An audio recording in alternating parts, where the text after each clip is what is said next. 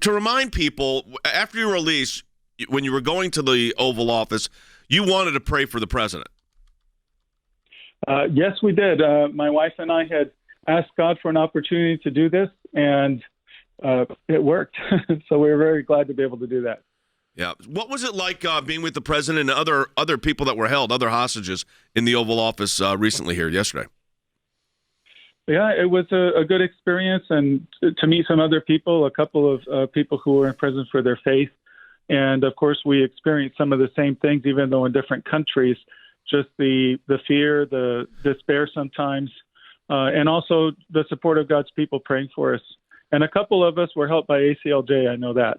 It was interesting. I made the comment that we had 3 clients in the room, actually, in addition to you, and in addition to Pastor Nairn. We had the President of the United States in our personal capacity, of course, not as the ACLJ, but it was pretty moving moment for us. Will you remind people, because I think it's important, we're trying to show the scope and nature of how these cases work and these international diplomacy efforts you have to do to get to obtain release of a pastor or anyone else that matter is not easy.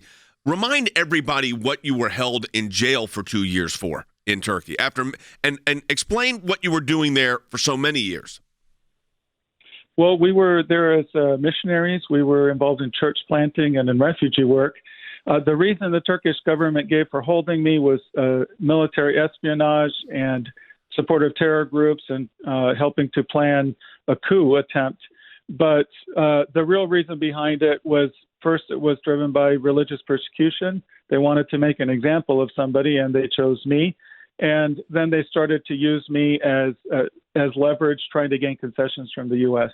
I mean, you spent 23 years ministering in Turkey with minimal problems in a predominantly Muslim country, nothing like this that you face. And then all of a sudden, as you said, they wanted to make an example of you, and the charges got more and more serious. But you know that this administration was committed to getting your release. I mean, Turkey, being a NATO ally, had no excuse whatsoever. And the Trump administration went so far in your case, Pastor Brunson, first to threaten sanctions. And then Turkey thought, well, they've dealt with the past administrations that make these threats. They won't actually do it to a NATO ally. Then when they did not release you on the day that the president said they must or sanctions would kick in, sanctions kicked in on 2 of their cabinet officials, and the next round was going to be on their entire economy.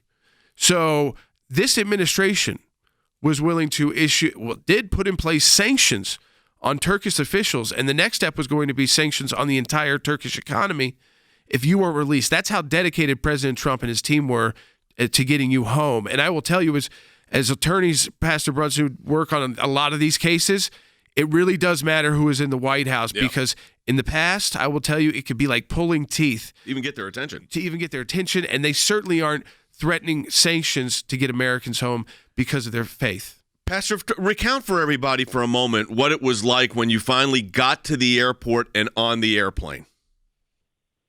Oh, I mean, we were hoping that we could clear Turkish airspace and before they changed their minds and put me back in prison. And when we arrived, we were on an Air Force plane that President Trump had sent. And when we arrived at an Air Force base in Germany, I went down. Let me say this before you get to that part. You're in the airplane. I want people to understand this. You're flying, but you're still concerned until you clear Turkish airspace. Well, that's when we knew that we were really out of Turkey, and they couldn't get us back. Yes.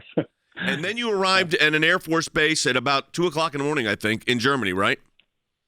Yeah, so we came down, my wife and I came down the stairs of the plane, and there was somebody waiting for us, and I found out that it was Richard Grenell, the U.S. ambassador to Germany. And he was standing there with an American flag and handed it to me and said, "Welcome home." And I just buried my face in the flag. I was so grateful for all that my country had done for me.